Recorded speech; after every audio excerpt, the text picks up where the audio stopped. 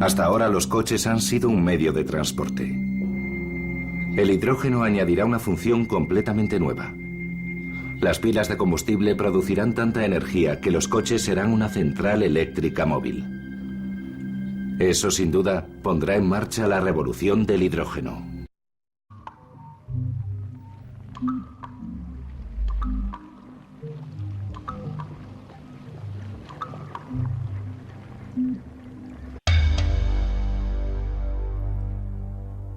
El siglo XX se basó en el petróleo. Nuestros alimentos crecen gracias a los pesticidas y fertilizantes petroquímicos. Nuestra ropa se fabrica principalmente con materiales sintéticos derivados del petróleo. Muchos productos farmacéuticos se derivan de los petroquímicos. Nuestros plásticos, nuestros materiales de construcción, nuestra energía, nuestra calefacción, nuestra luz, todo procede del petróleo.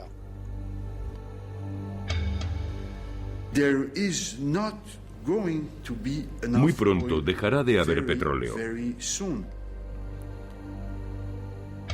Los indios y los chinos están comenzando a consumir cada vez más energía. En China se venden 5.000 coches al día. Eso requiere gasolina. Creo que hemos llegado al final de una era. Nos queda un cuarto de siglo o medio siglo de combustibles fósiles como principal fuente de energía. La buena noticia es que estamos a las puertas de una nueva era energética y el mundo está empezando a prestar atención a un nuevo combustible. Es el hidrógeno. Declaro inaugurada la planta de hidrógeno.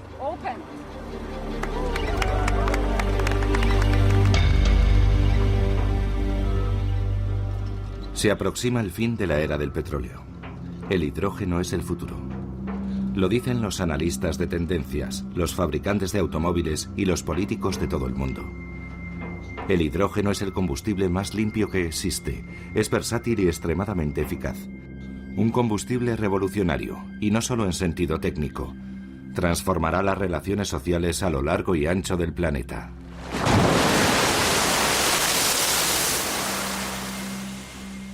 Quien controla la energía controla la civilización y la distribución de los bienes. Los pueblos menos poderosos son justamente los que no tienen potencia eléctrica. 2/3 de los seres humanos no han realizado una llamada telefónica en su vida. 1/3 de la humanidad no tiene acceso a la electricidad. Lo que tenemos que hacer es asegurar el acceso universal a la electricidad. Ese debería ser el objetivo. Todo el mundo debería de tener acceso a la electricidad gracias a la energía renovable del hidrógeno.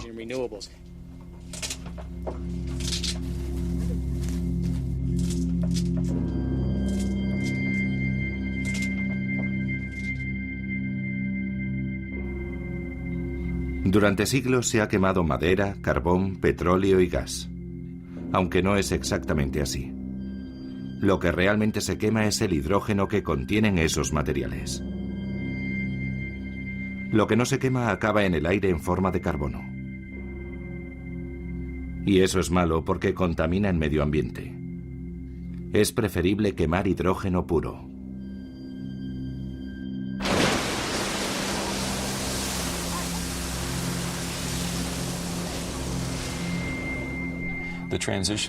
El hombre ha estado cambiando de fuente de energía desde los tiempos de las cavernas. Comenzamos quemando madera, de ahí pasamos a quemar carbón, luego pasamos a quemar petróleo y ahora estamos comenzando a quemar gas natural. Cada uno de esos pasos ha significado menos carbono y más hidrógeno.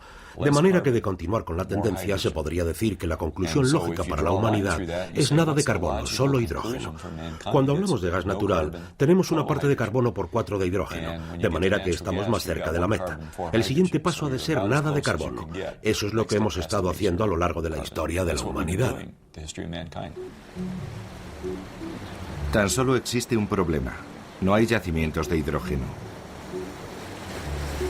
Se encuentra en la madera, el carbón, el petróleo y el gas, pero sobre todo en el agua. La manera más limpia de extraer el hidrógeno es directamente del agua. Hay agua de sobra, pero ¿cómo se extrae el hidrógeno? Si se aplica una corriente eléctrica al agua, esta se separa en oxígeno e hidrógeno. El hidrógeno es un gas. Y los gases pueden almacenarse. También es posible invertir el proceso. Mezclando oxígeno e hidrógeno en lo que se conoce como una pila de combustible, se obtiene agua y electricidad de nuevo.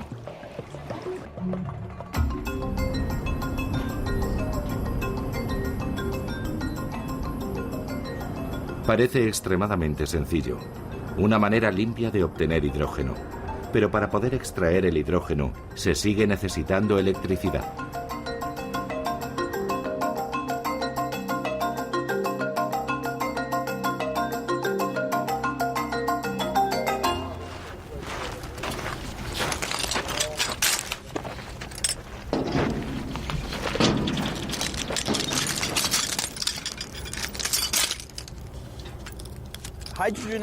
La economía del hidrógeno depende de la obtención de este elemento por algún medio.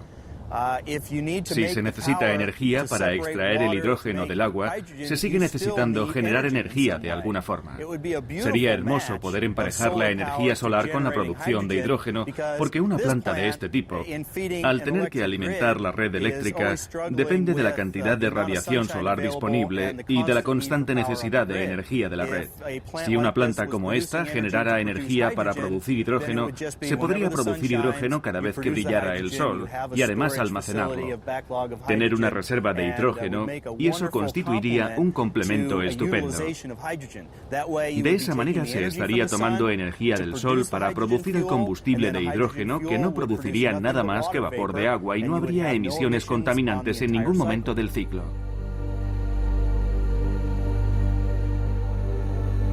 Obtener hidrógeno directamente de la luz del sol, una fuente limpia que genera un combustible limpio. Y las fuentes limpias y sostenibles parecen abundantes. Sin embargo, la energía obtenida mediante fuentes sostenibles resulta difícil de almacenar. Esa es la gran ventaja del hidrógeno, puede almacenarse. En 2003 se publicó el libro de Jeremy Rifkin, La economía del hidrógeno. Una sociedad ideal de energías renovables es imposible sin el hidrógeno. Es un almacén de energía portátil. El hidrógeno no es una fuente de energía principal, es en sí mismo un sistema para almacenar y transportar energía. Es decir, cuando generas electricidad, la corriente fluye, no puedes almacenarla. De manera que si generas electricidad para toda Europa con energía eólica y placas solares fotovoltaicas, con centrales hidroeléctricas o geotérmicas y con biomasa, ¿qué sucede si el viento deja de soplar durante unos días? A veces sucede.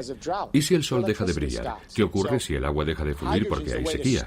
La electricidad se acaba. De manera que el hidrógeno es la forma de almacenar la energía renovable. No solo la electricidad, sino también la energía para el transporte, para automóviles, camiones y todo lo demás.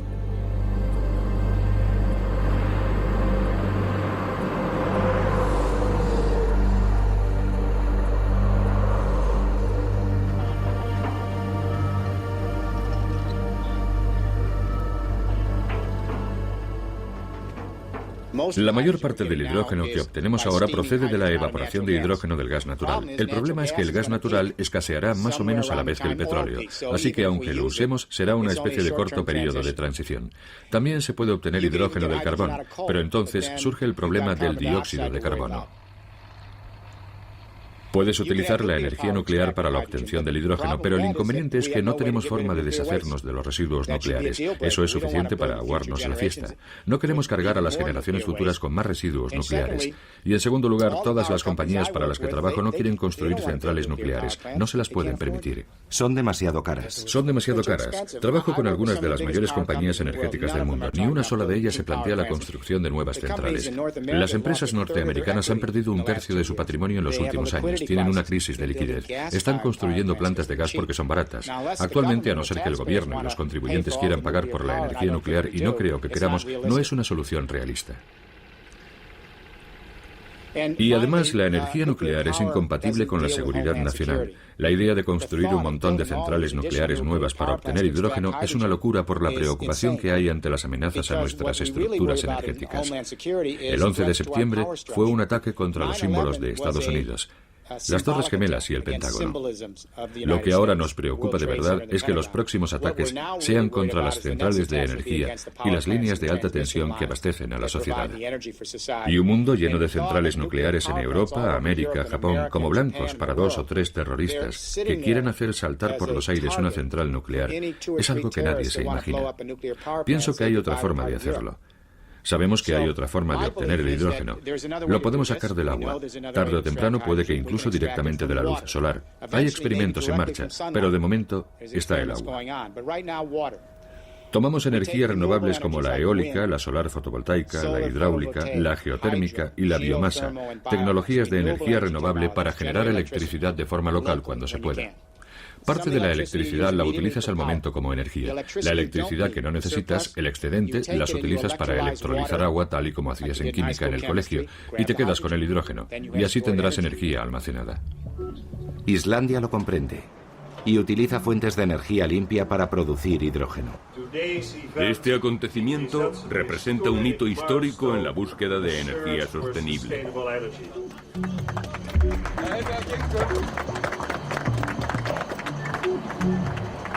Aquí se ha abierto recientemente la primera estación de servicio de hidrógeno. En el pasado hemos utilizado gas natural, carbón y energía nuclear para generar electricidad. Hemos usado el gas natural y en algunos casos el petróleo para la calefacción de nuestros hogares.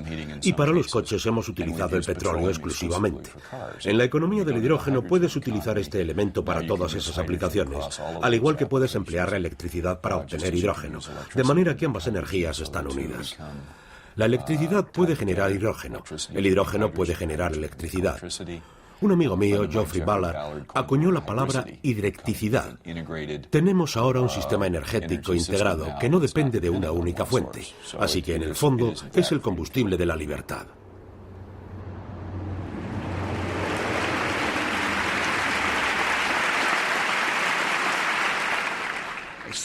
Una sencilla reacción química entre el hidrógeno y el oxígeno genera energía que puede utilizarse para mover un coche, emitiendo tan solo agua, no gases. Con un nuevo compromiso nacional, nuestros científicos e ingenieros superarán los obstáculos para llevar estos coches del laboratorio al concesionario. De manera que el primer coche que conduzca a un niño que haya nacido hoy podría moverse gracias al hidrógeno y no contaminar nada. Donde nos estamos encontrando con las mayores dificultades es probablemente en el sector del transporte. En los Estados Unidos utilizamos casi exclusivamente petróleo en los transportes. Y podemos prever otros métodos en el futuro para suministrar, por ejemplo, electricidad sostenible y limpia. Pero es muy difícil para nosotros considerar una alternativa diferente al hidrógeno para solucionar el problema del transporte.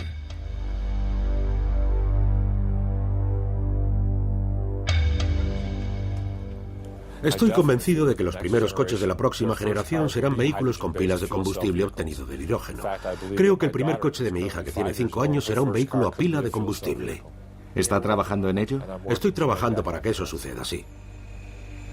Las palabras del presidente Bush en su discurso sobre el Estado de la Unión parecen haber salido directamente del mundo industrial, en particular del mayor fabricante de automóviles, General Motors. Voy a proponer un fondo para la investigación de $1.200 millones para que Norteamérica pueda ser el líder mundial en el desarrollo de automóviles limpios propulsados por hidrógeno. No es de extrañar porque la General Motors invierte más en la tecnología del hidrógeno que todo el gobierno norteamericano. Y General Motors no es la única compañía que experimenta con el hidrógeno. El estado de California es una especie de campo de pruebas para los fabricantes de coches.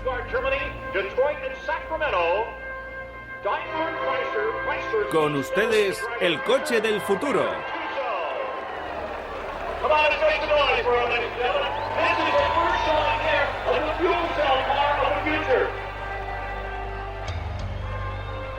En los coches del futuro, los motores eléctricos sustituirán a los motores de combustión. La electricidad procederá de una pila de combustible de hidrógeno. Daimler Chrysler, Honda, Ford y General Motors, todos ellos desean comenzar a producir coches de hidrógeno. Nuestro objetivo es tener la tecnología lista y comenzar a llenar los concesionarios al comienzo de la próxima década. Eso no es mucho tiempo si consideras que lleva unos 4 años desarrollar y producir un coche. Así que aquí estamos hablando de conseguir algo para el 2010 o el 2011. Se trata de un periodo de tiempo increíblemente corto.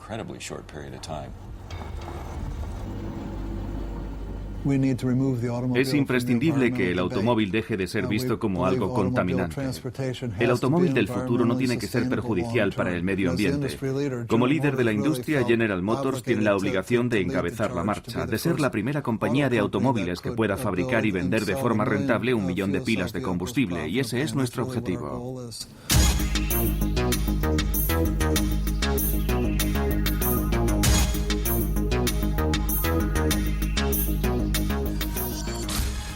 Se trata de una reinvención total del automóvil. Solo va a conservar las 4 ruedas.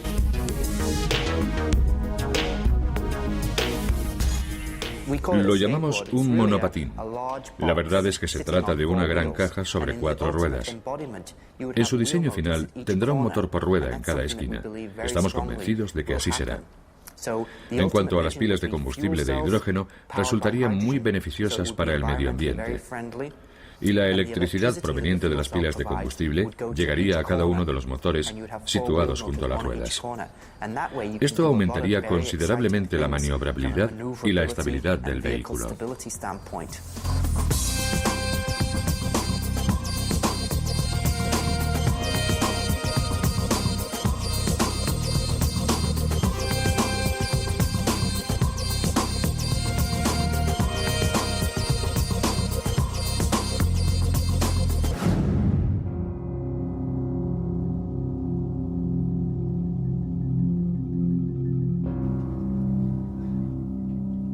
Hasta ahora los coches han sido un medio de transporte.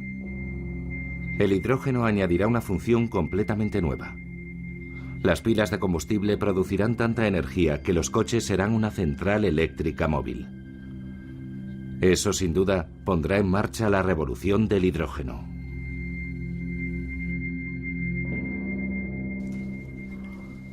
Habrá oportunidad de hacer muchas más cosas con tu coche. Se puede mejorar mucho la funcionalidad del vehículo si dispones de gran cantidad de energía a bordo. Puedes utilizar esa energía para alimentar diversos aparatos, tanto a bordo como fuera del vehículo, en una zona de acampada o en un centro de trabajo, si necesitas suministro de electricidad para herramientas, por ejemplo.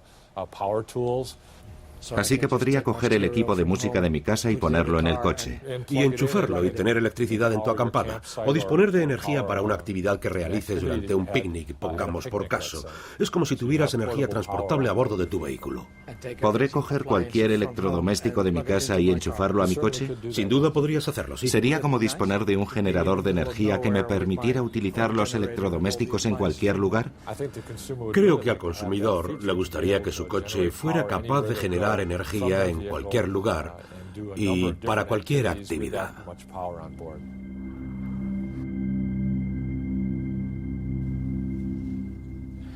Resulta interesante analizarlo con una perspectiva global.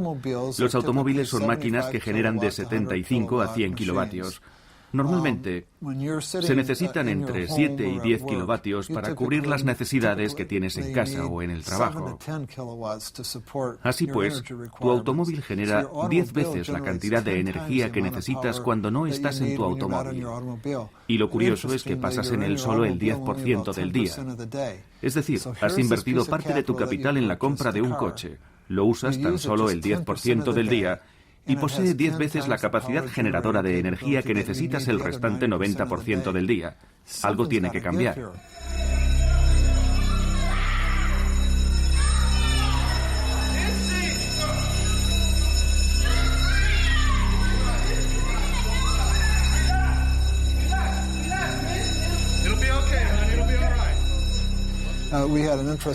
Los cortes en el suministro eléctrico que padeció el estado de California son un buen ejemplo.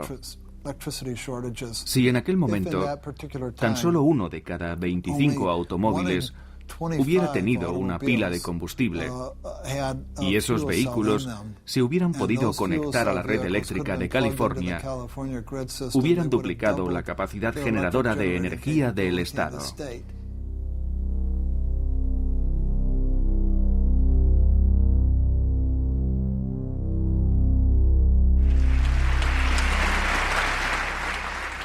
Os he enviado un plan energético exhaustivo para promover un uso y conservación más eficientes de la energía, para desarrollar tecnología más limpia y para generar más energía en casa.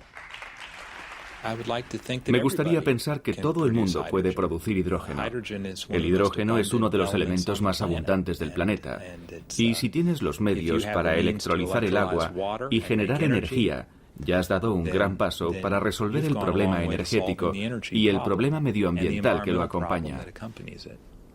Una pila de combustible es lo que nosotros llamamos escalable, es decir, que puede fabricar una pequeña pila de combustible como esta para suministrar energía a una casa.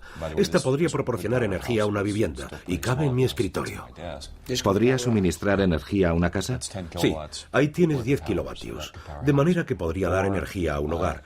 Una más grande podría servir para un coche, y así podemos aumentar el tamaño de la pila de combustible en función de la aplicación. No tienes que fabricar cosas enormes, puedes hacerlas pequeñas o grandes. Un electrolizador funciona al revés que una pila de combustible y genera hidrógeno con electricidad. Eso quiere decir que puedo construir un pequeño electrolizador para aplicaciones pequeñas y así tan solo invertir la cantidad de dinero que necesito, o puedo hacer uno grande.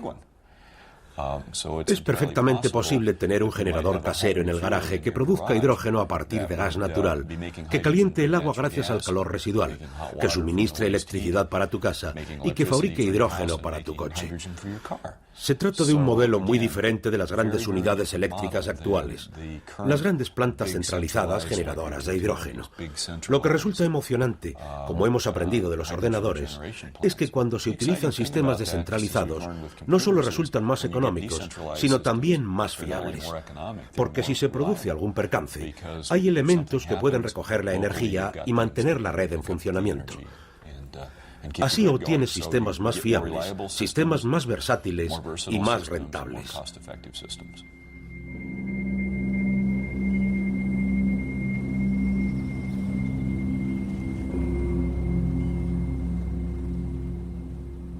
Se parece a la revolución informática.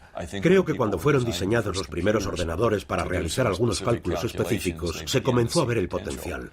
Gracias al hidrógeno y a las pilas de combustible, a que las pilas de combustible pueden generar electricidad y que el hidrógeno puede extraerse de muchas fuentes de energía, creo que la gente creativa va a encontrar todo tipo de formas maravillosas para crear esa infraestructura. Le pondré un ejemplo. Resulta que los empresarios de todo el mundo están comenzando a hablar de algo llamado microredes. Una red de electricidad propia compartida por un grupo de vecinos. Si se da por supuesto que dispones de un generador de electricidad en tu casa, estás fabricando hidrógeno. Además, podrías conectar tu coche a la casa. Por lo tanto, en tu vivienda dispones de diversas fuentes para generar electricidad. Podrías optar entre utilizar tu automóvil, usar la red eléctrica o un pequeño generador. Pero también podrías compartirla con tus vecinos. En las próximas décadas, coches, ordenadores e hidrógeno estarán interrelacionados. Jeremy Rifkin predice que una red de energía basada en el hidrógeno que cubriera todo el planeta permitirá distribuir la energía de manera democrática. Empieza a sonar como una verdadera revolución mundial, un nuevo orden mundial. Para entender la dimensión de esta revolución, debemos comprender que ahora mismo están convergiendo dos revoluciones tecnológicas. Los grandes cambios económicos en la historia se producen cuando se simultanean dos hechos. Uno, un cambio básico en la forma que tiene la gente de organizar la energía de la Tierra. Dos, un cambio básico en la forma que tiene la gente de comunicarse unos con otros para organizar la nueva energía.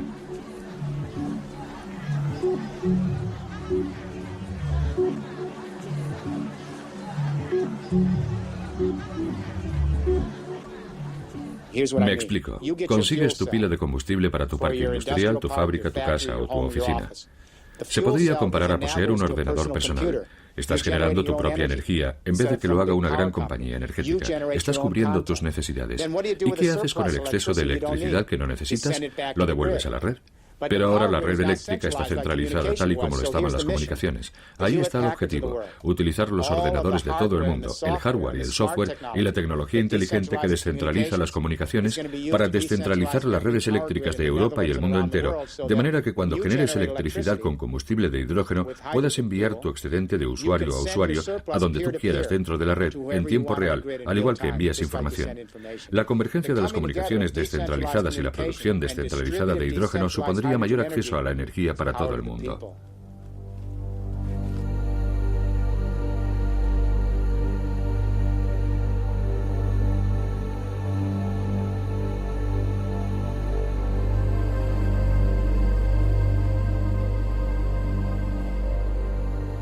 Energía, poder para la gente. Pero ¿cómo piensa Rifkin que funcionará? Las energías solar y eólica son fuentes sostenibles y disponibles en todo el mundo. Los países del tercer mundo están situados en las zonas más soleadas del planeta. El sol podría usarse para generar la energía necesaria para obtener hidrógeno. Estos países dejarían de ser dependientes del petróleo.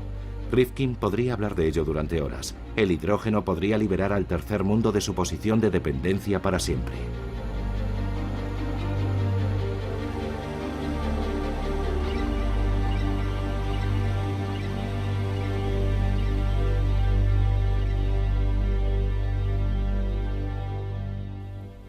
Así pues, el tercer mundo debería invertir sus micro y macrocréditos en instalaciones de energías renovables en pueblos y áreas urbanas, placas solares fotovoltaicas en cada cubierta, energía eólica, geotérmica, hidráulica, conseguir las pilas de combustible, montar las miniredes y entonces podrán tener electricidad.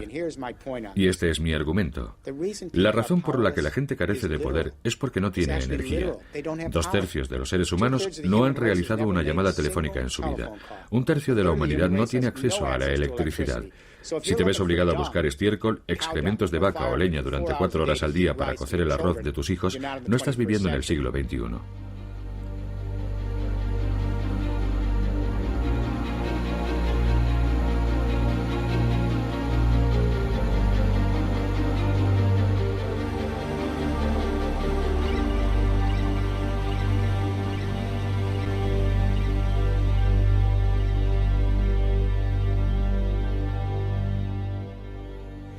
Lo que tenemos que hacer es asegurar el acceso universal a la electricidad. Ese debería ser el objetivo del mundo entero. Todos los seres humanos deberían de tener acceso a la electricidad gracias a la energía renovable del hidrógeno. Entonces podremos pasar a lo que yo denomino la fase 2. La primera fase ha consistido en la globalización de arriba hacia abajo. Ha sido un fracaso porque la globalización ha sido demasiado limitada.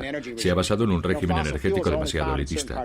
Los combustibles fósiles tan solo se encuentran en determinadas partes del mundo. Hace falta un aparato militar enorme para protegerlos. El siglo XX ha gravitado sobre la seguridad del petróleo. Se necesita una enorme inversión de capital para desplazar el petróleo, el carbón y el gas, de manera que era inevitable que todo terminara con unas pocas docenas de compañías energéticas y unos centenares de corporaciones dirigiendo el régimen del petróleo.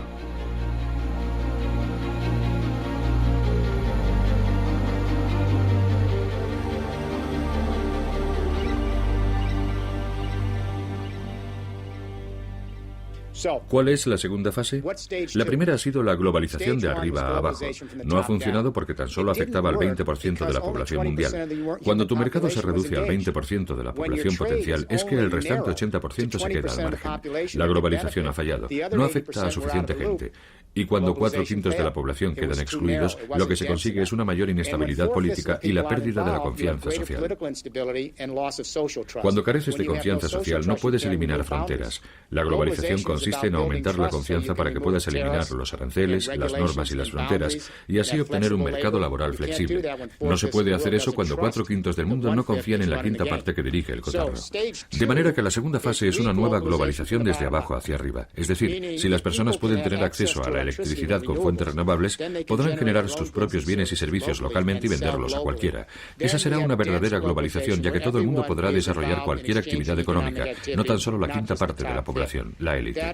Esa es la revolución, y no puede haber desarrollo sostenible sin ella. Los manifestantes antiglobalización que toman las calles de Seattle o Génova saben en contra de qué están, pero también tienen que saber qué alternativa respaldan, porque tenemos que tener algo mejor para sustituir a la globalización, y ese algo mejor es la capacidad de todos para formar parte del mercado económico, si se es autosuficiente en la producción de energía.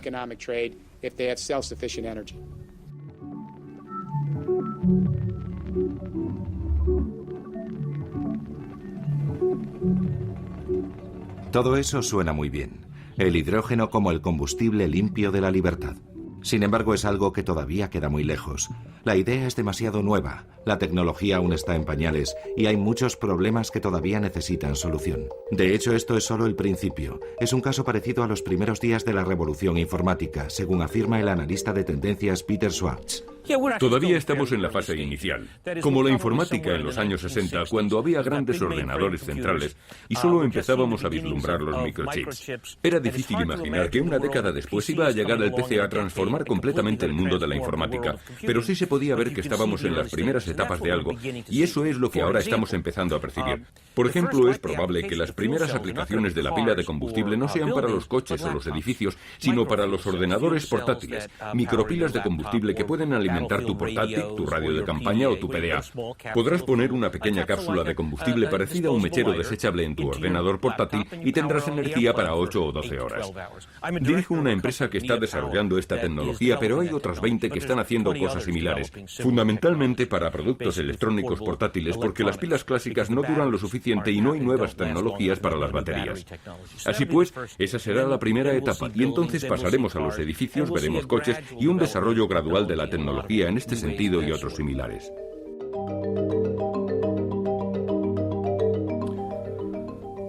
Algunas personas dicen que es demasiado complicado, que es demasiado caro. La complejidad no es un inconveniente. Yo estuve en el negocio del petróleo a cargo de las estrategias y planificación para la Royal Dutch Shell. Es un negocio difícil. Sabemos cómo enfrentarnos a situaciones complicadas. Por ejemplo, LNG extrae gas natural en Malasia, luego lo trata en una formidable planta de procesado de gas, lo enfría y lo envía dentro de unos tanques gigantescos a Japón, por ejemplo, donde luego se tiene que volver a convertir en gas, transportarlo y producir electricidad. Es un sistema complejo. Lo hacemos a diario. Así que esto no es más complicado que las cosas que ya hacemos con el petróleo, el gas y otras fuentes de energía.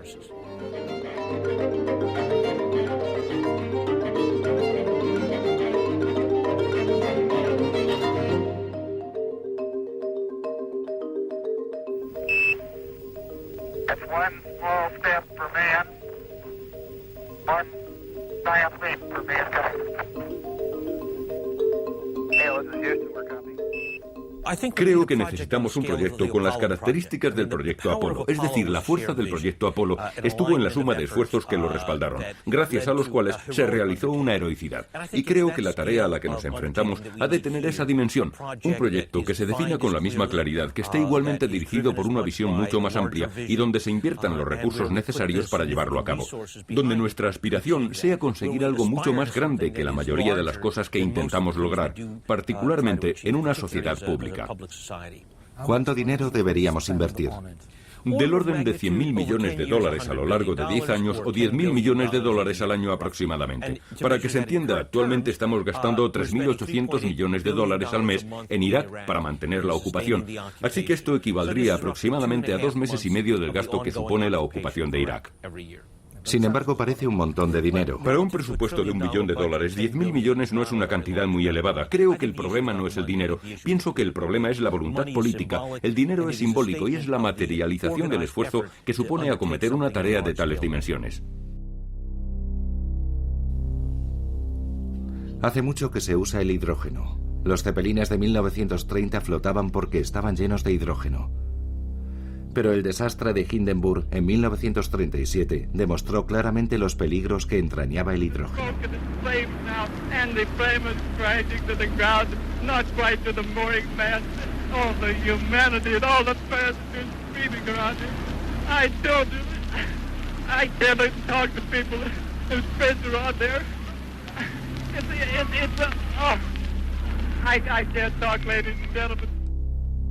Sin embargo, en 1997, la NASA demostró que la causa del devastador incendio no había sido el hidrógeno, sino la pintura inflamable de la cobertura del Zeppelin. A pesar de eso, la gente sigue temiendo a los accidentes con el hidrógeno.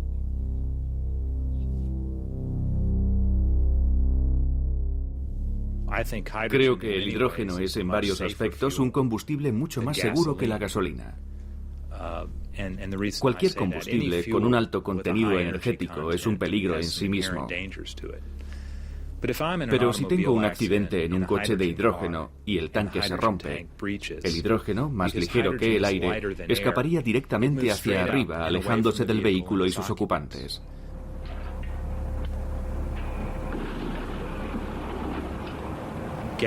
Con la gasolina, si tienes un accidente y el tanque se rompe, esta se derrama por debajo del vehículo y si prende, envuelve al vehículo y a sus ocupantes.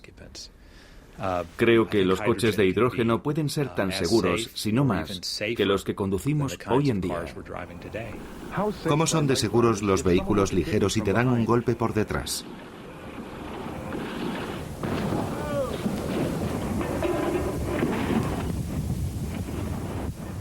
Es importante saber que ninguno de los cilindros perdió un ápice de presión durante las pruebas de caída. Usamos gasolina y es explosiva. Usamos gas natural y ha habido explosiones. El hidrógeno no es más peligroso que cualquier otro combustible.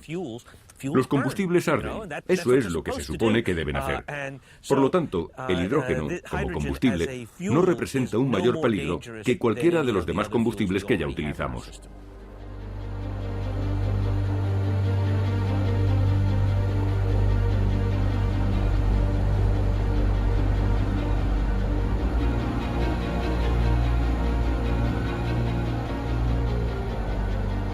Parece que el hidrógeno es bastante seguro después de todo. Producirlo tampoco supone un problema. Por ejemplo, se puede emplear la energía eólica.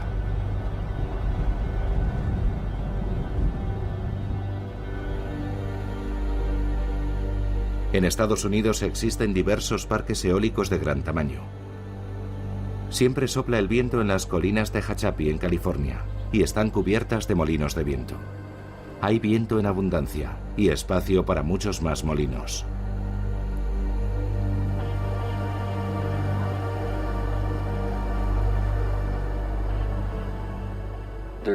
En Estados Unidos existen, de hecho, los suficientes recursos eólicos para generar toda la electricidad que necesitamos. Energía en abundancia, por tanto. Sin embargo, el mayor parque eólico del mundo tiene un problema ridículo. Las nuevas turbinas más grandes generan más electricidad de la que puede soportar la red eléctrica. Nuestro contrato con Edison es de 34 megavatios. Cada vez que montamos un molino nuevo, tenemos que cerrar muchos de los antiguos, porque no podemos sobrepasar ese límite. Así que casi todos los antiguos están apagados. Si los conectáramos, a Edison le daría un ataque. La red de alta tensión de esta zona no puede soportar más energía.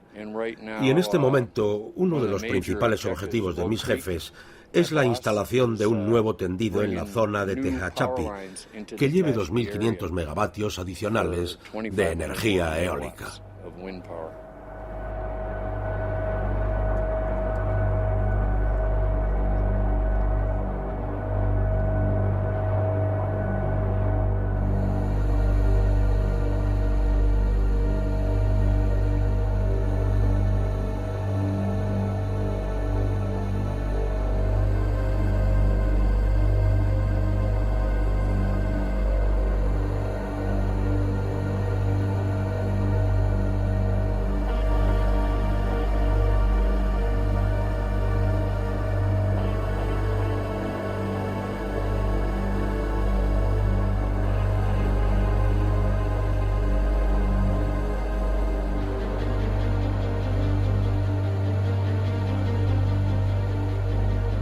El parque de Tehachapi y la planta solar del desierto de Mojave demuestran que hay energía renovable en abundancia y que se puede explotar con éxito.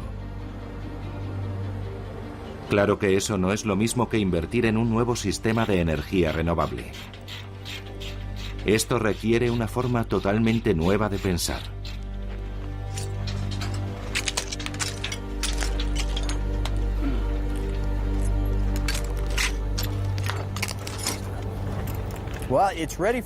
Está lista para su desarrollo y se conoce bien el aspecto económico. Es difícil competir en el mercado de combustibles fósiles, tanto en el norteamericano como en el mundial. Para irrumpir en ese mercado, se necesitan incentivos. Si nuestros dirigentes tuvieran una visión a largo plazo, entenderían que necesitamos más energías renovables. A corto plazo, inversores y empresarios sencillamente prefieren aquello que les proporcione el mayor beneficio inmediato. Y eso no es lo que les ofrece la energía renovable. Lo que va a hacer es darle más estabilidad y precios más bajos a una región más amplia a lo largo de un plazo de tiempo mucho mayor. ¿Ese es el beneficio de las fuentes renovables? Exacto. Aparte de las puramente monetarias, hay otras ventajas relacionadas con el desarrollo regional. En lugar de importar combustibles fósiles y pagar al que los ha extraído del subsuelo y al que los ha transportado hasta aquí, ahora puedes usar mano de obra y recursos locales para construir este tipo de instalaciones, las cuales requieren un montón de mano de obra y profesionales del lugar para mantener su funcionamiento.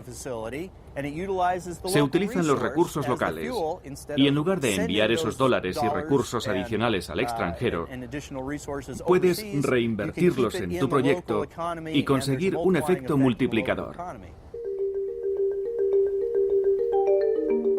Como siempre, para que la revolución del hidrógeno pueda tener éxito, es vital que los gobiernos tengan una visión a largo plazo. Se trata de una verdadera revolución. Mejorará las economías locales y creará un montón de nuevos trabajos y se desarrollarán nuevas tecnologías. La transición hacia el hidrógeno tendrá un impacto directo en la economía global. No hay duda de que generará una nueva dinámica económica, al igual que hicieron los ordenadores e Internet. Esto será significativamente más importante. Por ejemplo, 1 de cada 7 puestos de trabajo en los Estados Unidos pertenece a la industria automovilística. Si le sumas los sistemas eléctricos y todas esas cosas, estás hablando de una parte muy importante de las economías modernas, ya sea en Estados Unidos, en Europa o en Japón. O, de hecho, de un segmento en crecimiento del mercado chino y otros mercados. Así que sí es un cambio histórico, muy similar a la llegada de la electricidad, muy similar a la invención del automóvil y el petróleo. Tiene esa envergadura. La tercera revolución industrial vendrá de la mano de la unión de dos factores, la descentralización de las comunicaciones y la capacidad de compartir energía de forma horizontal por todo el mundo. Tendrá un impacto tan potente como la unión de la revolución de la imprenta con la máquina de vapor y el ferrocarril, que fue la primera revolución industrial y cuyo efecto multiplicador se materializó en el siglo XIX.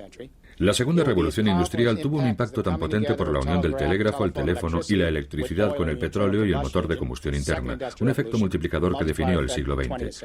Así que estamos al borde de la tercera revolución industrial, la comunicación descentralizada para reconfigurar nuestro régimen de energía, de manera que tengamos una distribución descentralizada del hidrógeno.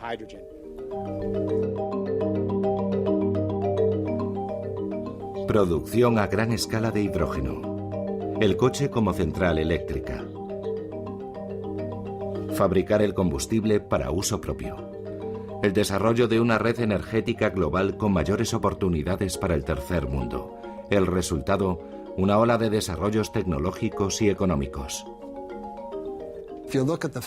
Casi la mitad de las 50 mayores compañías del mundo va a sufrir el impacto del hidrógeno y de las pilas de combustible. Se trata de los fabricantes de automóviles, de los servicios públicos, de las petroleras, empresas muy grandes. Hemos calculado que esta tecnología podría afectar a casi $2 billones de ingresos como resultado de su uso. Se trata de una gran oportunidad de incremento de negocio para las empresas que están al frente de esta revolución, que se han asegurado la propiedad intelectual y los conocimientos necesarios para tener éxito en la economía del hidrógeno.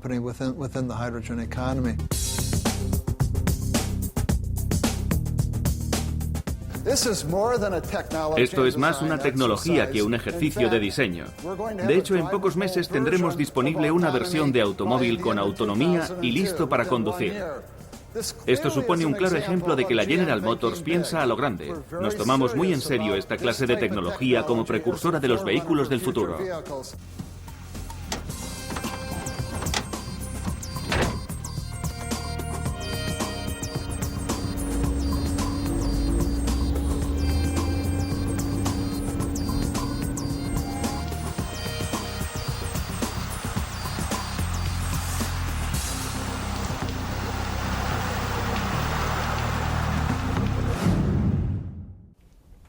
Por un lado, doy la enhorabuena a Dutch Shell y a British Petroleum. Se han adelantado 8 años a la tendencia y vislumbran la transición hacia las energías renovables y el hidrógeno. Por otro lado, me preocupan porque ya han patentado muchas de las tecnologías renovables. Tienen licencias para el hidrógeno. ¿Van a dirigir el sistema? Al principio a las empresas energéticas y a las de servicios públicos no les importaba el hecho de que se generara y se compartiera la energía a pequeña escala. No lo veían como una amenaza. Luego dijeron, espera un momento, ¿qué pasará si todo el mundo genera su propia energía? ¿Qué hacemos? Últimamente las empresas se están interesando por las pilas de combustible porque tienen tan poca liquidez que ni siquiera pueden construir centrales eléctricas alimentadas por gas. Pero quieren controlar las pilas de combustible. Así que ahora las compañías para las que trabajo están diciendo, mira, nos gustan las pilas de combustible, las pondremos en tu hogar y no tendrás que pagar por la instalación. Pagas cada mes la energía que consumas y te ponemos la pila de combustible en tu casa, en tu oficina, en tu fábrica. Un ordenador devolverá el excedente a la red eléctrica y te haremos una rebaja en la factura. Lo que yo sugiero y lo que he dicho en mi libro es que los usuarios se organicen como un movimiento político para no ser las víctimas de un proceso que podría permitir a la gente controlar la energía. En Europa, por ejemplo, eso se traduciría en que grandes cooperativas de productores y consumidores pongan de acuerdo a todos sus miembros para que compren pilas de combustible y puedan generar electricidad, y luego negocien con las compañías el uso de la red eléctrica. En mi país, los promotores inmobiliarios van a tener que ir a las compañías eléctricas y decir, miren, estamos construyendo 2000 viviendas en este lugar, instálenos la tecnología de las pilas de combustible de forma gratuita y firmaremos un contrato por 30 años. Les venderemos a ustedes nuestra energía. Dicho de otra forma, vamos a necesitar un movimiento colectivo que organice a los consumidores de manera que puedan ejercer un control sobre su energía.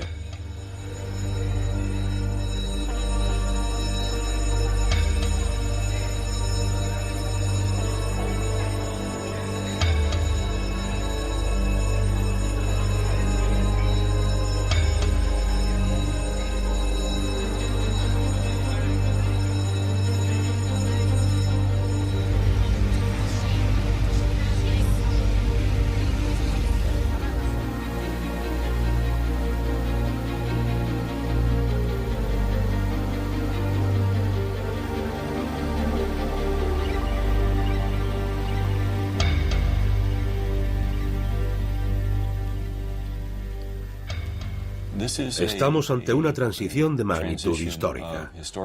En mi opinión, el resultado final es un mayor bienestar para el mundo. Creo que el papel que juegan los medios de comunicación, el papel que juegan los gobiernos, el papel que quizá yo mismo juego como portavoz de la General Motors, es el de intentar situarlo todo en la perspectiva adecuada para que el electorado, los legisladores y los pensadores del mundo hagan lo correcto. Se trata de una transición gigantesca. Estamos hablando de los cimientos de la economía mundial y, por lo tanto, hay que llevarlo a cabo con mucha inteligencia y perspicacia.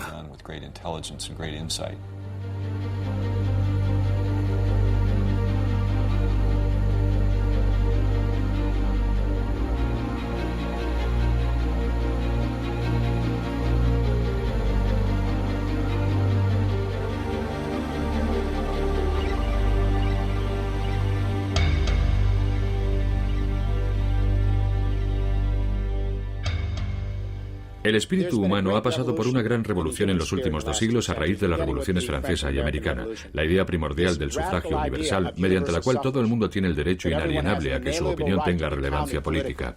Durante 2 siglos hemos difundido este concepto de democracia por todo el mundo. Hoy todavía no ha llegado a todas partes, pero va a llegar a Oriente Medio y a China. Hemos soñado con la idea de que todo el mundo cuente. Primero fueron los hombres blancos y luego se incorporaron las personas de diferentes razas, las mujeres y las minorías. Pero estamos expandiendo el concepto. El problema es que ha existido una contradicción entre nuestras aspiraciones políticas y nuestro régimen energético, ya que mientras nos mantengamos en el sistema energético de los combustibles fósiles, las cosas seguirán yendo de arriba a abajo.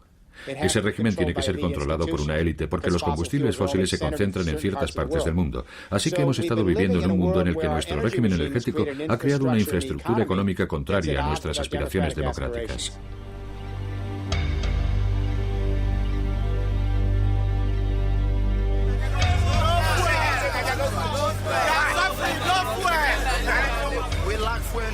No sé por qué carecemos de combustible en Nigeria si nosotros lo producimos. Tenemos un mal gobierno. No hay combustible. Y sin embargo, somos productores. Es una situación increíble.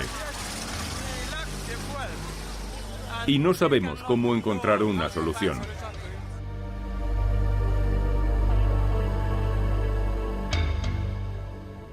Con el hidrógeno tenemos una oportunidad, entre comillas, para hacerlo bien, porque el hidrógeno está en todas partes y las energías renovables también pueden estar en cualquier parte. Podríamos generar y compartir energía de manera descentralizada con la ayuda de las nuevas comunicaciones por Internet. Se trata de una oportunidad. El que se lleve a cabo o no va a depender de que las próximas 3 o 4 generaciones de seres humanos lleguen al acuerdo de organizarse de forma colectiva, de manera que controlemos la energía que generamos.